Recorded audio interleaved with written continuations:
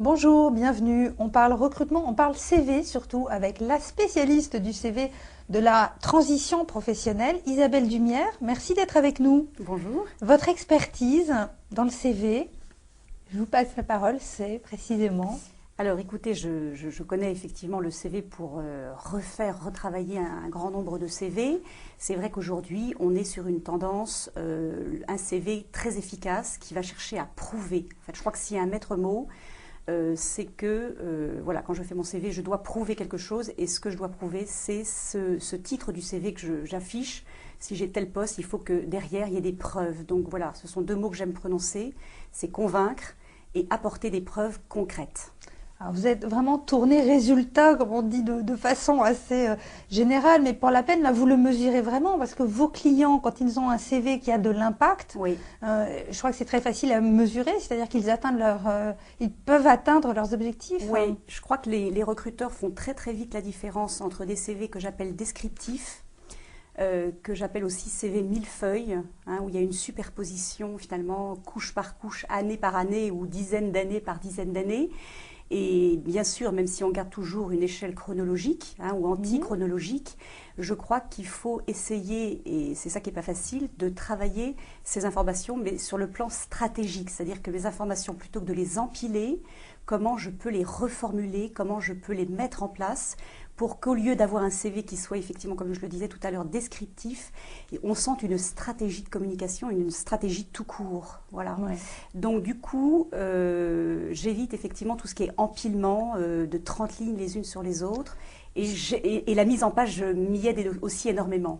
Alors Isabelle Dumière, je me rends compte à vous écouter qu'on doit mener une réflexion stratégique vraiment sur Oui. qui on veut convaincre, ce que l'on veut dire à cette personne et comment on veut se positionner. Il s'agit vraiment de faire un tri. Complètement, c'est-à-dire que souvent les gens arrivent en fait avec un CV où ils ont tout mis. Hein, depuis leur bac. Hein, j'accompagne parfois des gens qui ont 50 ans et il y a encore le bac. Donc ça, c'est pas nécessaire. Voilà, ça, c'est pas nécessaire. On peut le dire voilà, déjà. Tout de go. Mais ce qui est important, c'est justement de transformer, de penser à son objectif. Il faut penser objectif. Et du coup, il faut se passer beaucoup de temps à décrire juste sa précédente expérience. Souvent, les gens passent beaucoup de temps, remontent trop loin. Alors bien sûr, il faut remonter loin, mais plus c'est loin, plus c'est court. Hein, donc ça, c'est important. Synthétiser au maximum, puisque finalement, ce qui date de plus de 10 ans, ce qui date de de 10 ans, de 10-15 ans, n'intéressera peut-être plus beaucoup votre recruteur. Je crois que le recruteur est surtout très attentif aujourd'hui à vos 3, 4, 5 dernières années. Voilà. Donc ça, c'est vraiment un point clé. Donc le bac, on oublie. Les années assez anciennes, on résume au maximum en gardant… Et on hiérarchise, voilà. D'accord. C'est vraiment, je crois que le résumé, c'est l'art de la hiérarchisation. C'est-à-dire que je vais trier et je vais hiérarchiser. Trier, ça veut dire j'enlève ce qui n'est pas utile à mon objectif. Pour prouver mon objectif, ça, ce n'est pas utile, je le retire. Et puis ensuite, je hiérarchise, c'est-à-dire qu'un CV, il y a un haut et il y a un bas. Et donc, le recruteur va spontanément, bien sûr, regarder d'abord ce qui est en haut. Et donc, je vais en permanence, de rubrique en rubrique, regarder ce qui prendra la pole position, quelque part. Donc, l'impact visuel, là, on est en train d'en parler. Hein. Oui. Effectivement, l'œil va naturellement dans certaines directions. Oui. C'est les gens de pub qui connaissent bien ça. Mais est-ce que vous savez nous dire, comme ça, en quelques mots, où il faut miser visuellement? Alors, comme on le disait tout à l'heure, c'est une stratégie et la mise en page va considérablement aider à faire passer cette stratégie. Moi, quand j'ai démarré ce travail d'accompagnement, finalement, je négligeais quelque peu la mise en page, me disant que c'était simplement une question d'esthétique. Loin de là, l'œil de quelqu'un qui prend votre CV va être très très attentif à ce que j'appelle un chemin de lecture. Ça, c'est un vocabulaire, mais que tout le monde comprendra. C'est-à-dire que on va essayer par des astuces visuelles de conduire l'œil de celui qui tombe sur votre CV. Et bien sûr, on va essayer d'aller lui faire lire, de l'aider à lire, ce qui est absolument stratégique pour moi.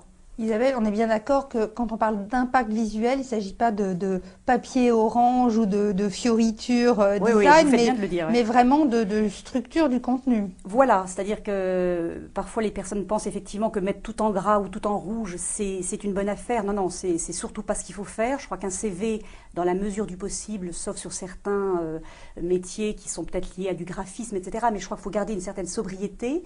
Mais la personne qui prend votre CV doit, par l'organisation graphique, doit saisir que ce CV, il est structuré, il est construit, il a un sens en fait. Et il s'agit de lui faciliter le travail, la compréhension malgré tout. Voilà. Et souvent les gens ont du mal, c'est vrai, à faire ce travail à la fois de stratégie et de mise en page parce qu'ils ont du mal à prendre du recul tout simplement. Alors justement, sur qu'est-ce qui est important dans mon parcours, qu'est-ce qui ne l'est plus. Voilà. Donc c'est un travail qui est souvent très très dur à faire seul. Je m'en rends compte. Merci, c'est là où je voulais en venir. Comment on fait pour faire ça seul? Enfin, c'est extrêmement difficile d'avoir ce recul sur son CV. C'est sa propre vie professionnelle. Voilà. Comment prendre cette hauteur de vue? Souvent, le temps nous aide, mais je constate, ça c'est pas du tout pour que les gens viennent voir des coachs. Je fais pas du tout, c'est pas du tout pour ça que je le dis. Mais vraiment, je crois que c'est quelque chose qu'on a beaucoup de mal à faire seul. C'est quasiment impossible à faire seul, parce que on a besoin du regard de l'autre, qui va justement avoir un regard extrêmement objectif par rapport à une demande du marché et qui va savoir repérer très naturellement, alors qu'en fait souvent les gens n'osent pas mettre ça ou ça en valeur, finalement presque par humilité par rapport à ce qu'ils ont réussi.